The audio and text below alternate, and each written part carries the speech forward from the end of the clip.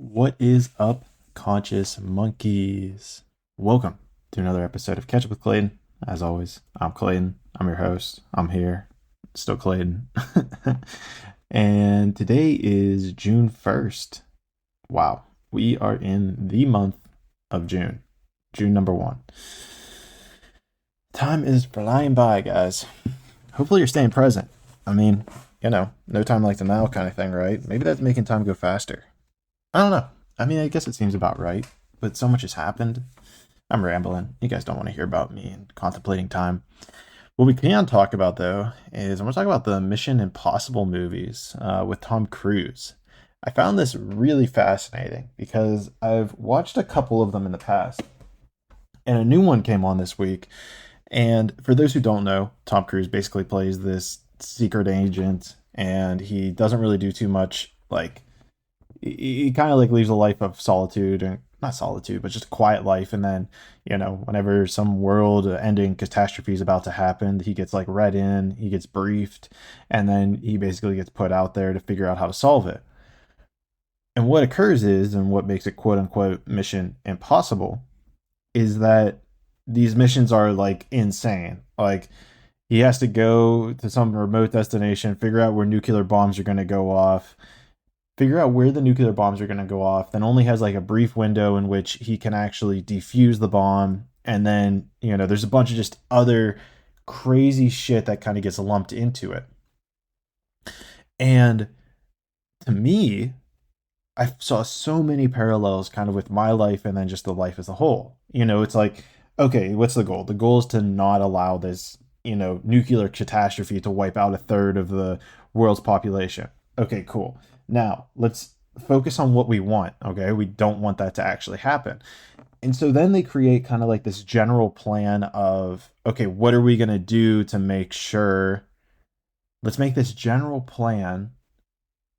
Sorry, I'm losing my train of thought. Let's make this general plan of what we're going to do in order to make sure that that's not going to occur.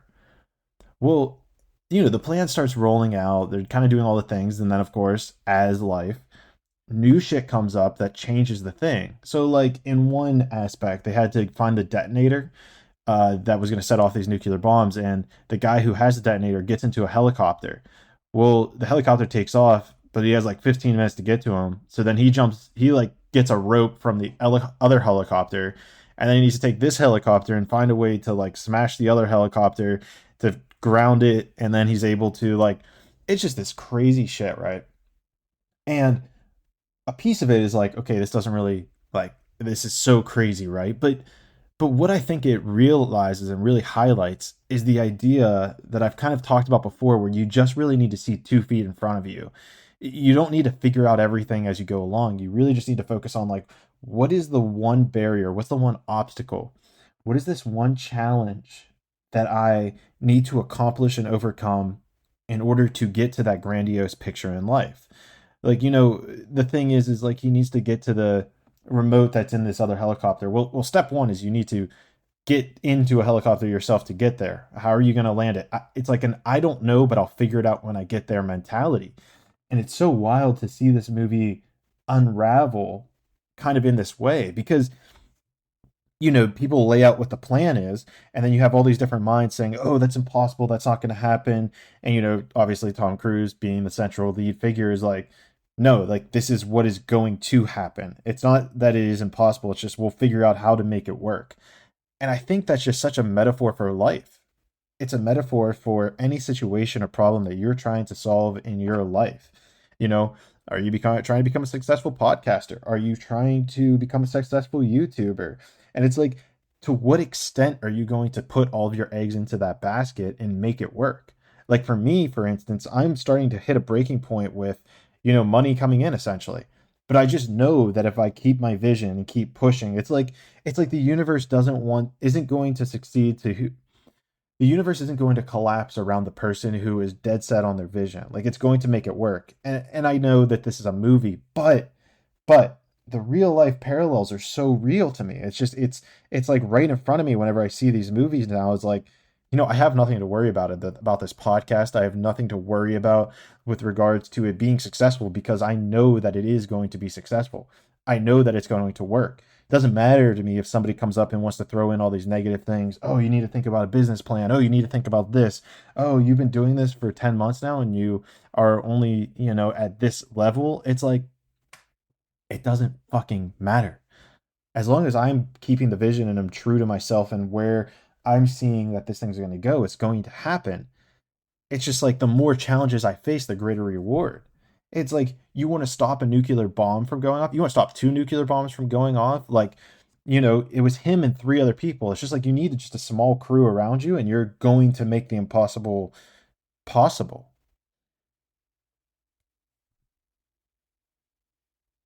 It really hit home for me. Hopefully that rant hit home for someone else. And so use this as some sort of encouragement that if you have like this vision of like this do or die vision of you've found something that you're so convinced that you're going to achieve in life and that this is like what you're put on earth to do. This is your God sent. This is what you're being called to. For me, that's podcasting and talking about spirituality and consciousness and and raising the vibration of humanity as a whole.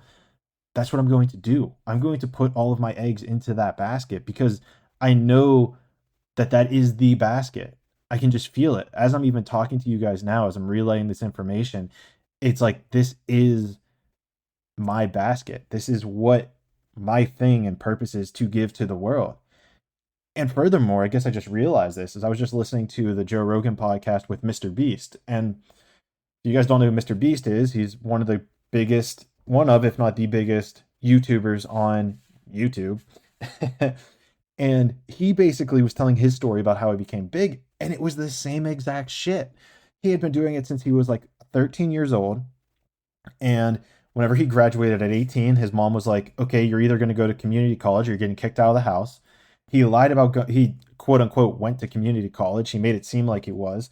He basically didn't end up going and instead just sat in his car whenever he said he was at community college and basically just worked on his YouTube videos. And his whole MO was like, well, shit, like I now have until my mom figures out that I'm not actually going to community college to become successful as a YouTuber. And he said, like, a week before she found out or something, like he made like 20 grand in a month and just realized that it was there, that he could just move out and not have to play by her rules, so to speak.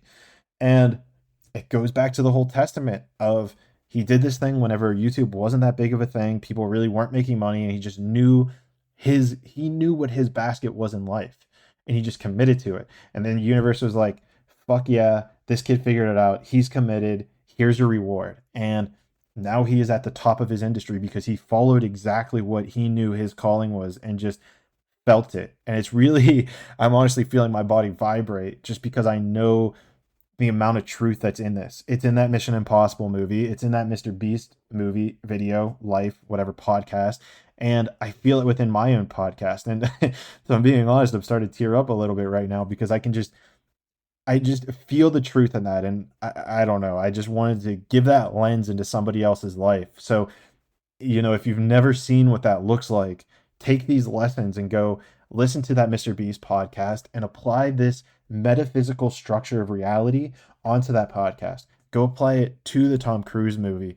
And, if you want to apply it to my life, just realize that I'm at that point now where I'm right now at that point in my journey where I know what that thing is. It's this. I know what it is, and I'm just at that point where it's like, all right, you just got to commit to this for a long enough time. You have to trust the universe for a quote unquote long enough time in order for the universe to be like, wow, damn, Clayton's not giving up. And I'm sitting here telling you that I am not going to give up. So universe, throw all this shit at me.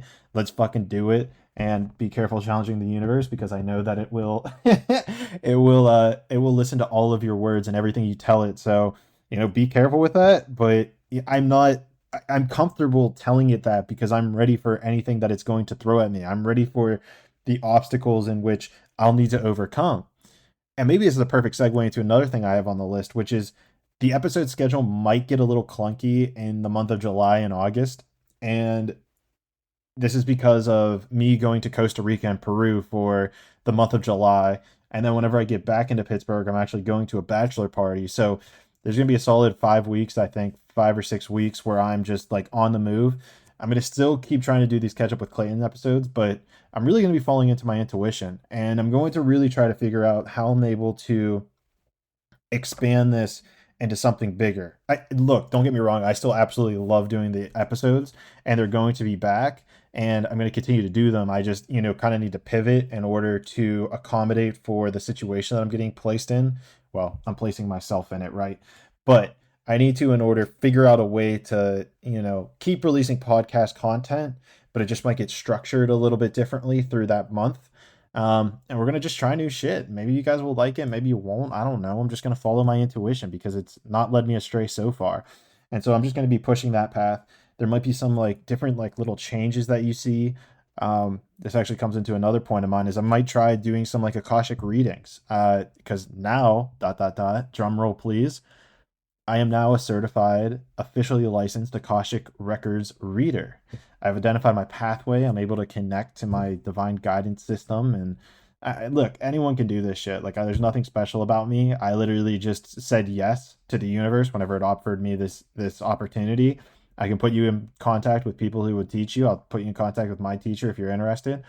But the whole goal of this, the whole point of what I'm trying to say is that we're going to be exploring. We're going to be trying new things. I just wanted to give you a little bit of an update of what to expect down the road. Still going to be releasing podcasts. They just might teeter a little bit. It might change a little bit. The whole structure of it might become a little bit different. But I don't know. To me, like, that's life, right? You can't just keep doing the same shit over and over and over and over again because it's just one of those things where I don't know. I mean, again, I still think I'm modeling myself after like Joe Rogan because I just absolutely love sitting down and just talking with people for hours on end. It's so amazing. Like I find myself in that state of flow. I find myself in that, gosh damn, if you've ever seen the movie Soul, it's like this divine space of just feeling like in the moment. I get like nervous. I legitimately get nervous before I get into interviews. And I've talked about this on previous interviews, and I'm going to be talking about it, I think, in interviews coming up. Oh, yeah, actually, the interview that's getting released on Monday, I talk about anxiety, and it's actually a fucking phenomenal ass interview. You'll have to check it out. Get ready for it. But we literally talk about, what do we talk about? Oh, anxiety and all that coming out. And so, yeah, just like this embodiment of anxiety before I get into podcasts where sometimes I'm like, holy shit, I hope I'd be okay if they canceled kind of thing because I get too anxious and too excited. But that like feeling of anxiety, it's like, well, once you press record, you're just going to slip into the flow state. And it's such a beautiful place to be. And if you've never felt that before, I mean, I think everyone has to have at least felt that before at some point in your life. Whether or not you've been consciously aware that you felt it, I think that's a whole another different conversation. But it's just this place of being in oneness, and you just feel this alignment just go through you where you're in your zone. Nothing you can do can go wrong. I've had times where my dog has barked. If you've heard episode, I think 35 with Christina Rice, my dog barks, and then it's like I just find this way because I'm pulling from this divine source of energy to channel, which is an interesting word, to channel the way that I'm able to use it in the best way for the podcast. And quite frankly, that's the state I want to kind of live in my entire life if it's possible, where you're just turning off the thinking mind. You're literally just connecting to this other person. You're connecting with the universe in a different modality and able to embody the information that's coming through. You're just kind of listening to your higher self and just translating it into physical words through my vocal cords to come through into your ear to create imagery. And then you're in that place as well as I am. And quite frankly, the way that this entire episode itself has been playing out, I have felt that this entire time. And I'm just going to keep going through it because I know in the past when I felt this through past catch up with Clayton's, I've had a tendency to shut it down and just move on to the next thing. And yet, just by being in this moment of recording and just listening and focusing on like this one thing, I've already checked off 3 or 4 things off of the what I've wanted to talk about. Just because it's like you're channeling this information, you're channeling this energy from a higher source than yourself, and just finding a way to push it into the thing you're called to do. So, I mean, maybe that's something I even challenge you to look at is look in your life when you have felt of no mind, of no time. And this wraps into what we were talking about earlier. Oh, June 1st. It's already June 1st. Like, that either comes from the fact that you are so aligned with doing what you're doing in the present moment that time tends to stand still for you? Or is it because you're so overwhelmed with what you're doing that you have no time for yourself? And so it's really a double edged sword as to why it might feel like, oh shit, it's already June. For me, it's because I am so present in this present moment. And for some reason, I feel like I'm coming across as bragging, but it's just, I experienced this. If you listen to my podcast episode when I was stuck in the London airport, it took me like an hour to go through security, but because I had been so attuned to the fact that it was going to take a lot of time, I purely dropped into the present moment of just enjoying each moment. And it felt like it felt like 5 to 10 minutes for me, maybe 10 to 15 minutes, but it ended up being 45 to 60 minutes and I didn't even realize it because I was just like, well, this is what's going to happen. I'm just going to observe and absorb everything that the airport and the atmosphere and the energy has to give me. Um yeah, so yeah, that's a pretty good rant. I might just leave it at that. I think I'm just going to leave it at that because I do have another note here to talk about spiritual politics. I do have a spiritual politics note here. Huh. I'll just say this. The spiritual politics is I believe that there is a meta conversation that needs to occur with us in society, and this is going to be regards to the mass shooting that occurred, in Texas. I, uh, look, I basically know very little of the factual, quote unquote factual, because what the fuck are facts anyhow? We just have a bunch of news media whores who are just basically whoring out their information of who's the first person that can say something ridiculous. And so to even articulate that anybody knows what actually happened, I think is a joke at this point anymore because if you it's like this idea where if you want to be informed, you listen to the news, but at the end of the day, the news is skewing all the shit that they bring in anyhow. So how do you even know what they're saying is actually real? I digress. The point that I want to get to is, the whole conversation about is around whether or not guns should be legal or illegal. But look, I'm just going to leave it at this: is that is the wrong conversation to have. If we want to have a conversation about why that's the wrong conversation to have, here's essentially my rebuttal: is that it has nothing to do with the inanimate object, right? And I know people on the gun control side of things say that, but my point is, getting away from my point. My point is that that is not the right conversation. And look, I've said this before on here when I bring up spiritual politics is the reason that I bring up spiritual politics is because the conversation that is being had in the mainstream and the norm of everybody is always the inaccurate conversation. Oh, the globe is either cooling up or it's heating down or we're having no impact. Wrong conversation. Uh, I'm not going to go down the list because I know it'll trigger people too much. Maybe it will, maybe it won't. I have no fucking clue. But I just want to get to the point that in this particular situation, talking about guns is the distraction. That is the wrong conversation that we need to be having as a society. The actual conversation is around the idea of the wounded masculine, because this is what is being perpetuated throughout society.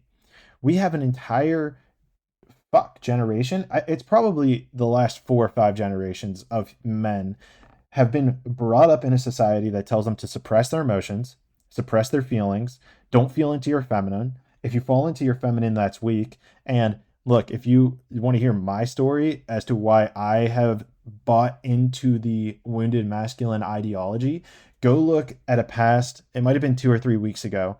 My Akashic, I think it's like Akashic record story update, and that story will show you how in a past life that I had, why I see the feminine as weak. And look, that's a false narrative. That is not true in the essence of anything, right? And I think there's this issue, there's a dichotomy issue. There's an issue where, you hear the leftist types bring up, the patriarchy, toxic masculinity. And as a male, as a white male, I just don't think that that's a healthy way to paint the picture of it for other men to come out of this place of a what I call a wounded masculine, which is I think is the best way to summarize it. I think that that is the terminology that we need to be start using in society is the wounded masculine because that's what it is. And look, I'm no prophet of any sort to come up with that term. I've heard it from somewhere else, but I believe that the calling it the wounded masculine is the proper way to handle this. And quite frankly, if I'm going to be completely transparent about it, if you're wounded, it means you went to battle. Like the connotation around the word wounded is so much more powerful for men because of the connotation of, being wounded means that you went to war, you now have something that you need to heal and repair. So I don't want to go down too far down that rabbit hole. The reason I bring this up though is that this wounded masculine energy, which comes in the form of suppressing emotions, purely just getting angry. Like I know whenever I was brought up, my dad would just yell at me whenever he didn't know the answer. And I talk about this in podcast episodes, which he learned from his father. He learned from his father. It's this generational shit that we are now at this phase of Earth, this this human phase of existence where we need to heal our masculine energy as a collective, as a whole, as Earth. And so, what I encourage you to do at the individual level, because look, there's not shit that I can do at a mass global scale to affect the wounded masculine. Well, I guess that's kind of false, but it's kind of like this dual nature. It's like if I want to affect the mass wounded masculine, I need to heal my own wounded masculine in order for it to propagate out onto uh, a global scale. And that's exactly what I'm trying to do here. I'm in the process of healing my wounded masculine. Another issue I'm having is actually not even knowing what a healed masculine looks like because majority of the figures that we have in our life are wounded masculine. I was even watching the Jetsons. Who doesn't know? It came out like in the 60s or 70s or something, where it's a cartoon. It's from this futuristic society, but the dad is always angry. It is crazy to me to see, but the dad is literally always angry. He's making fists when he yells at his kids, which implies violence, which is another aspect of the wounded masculine. And I shit you not, if you look at majority of pop culture TV, the father is always pissed. The Fresh Prince of Bel-Air just came to mind. Uncle Phil, like as cool as he is, he's mad. He has a face that he looks mad majority of the time. Look at any of your favorite shows from like the 70s or 90s. On average, the father, the masculine figure is angry. And so it is no wonder to me that we are all operating from this place of a wounded masculine energy. And that is really the true conversation that needs to be had in our society. All of this to say, it's not about guns. And if that triggers you, so be it. But listen, it is about the fact of being wounded masculine.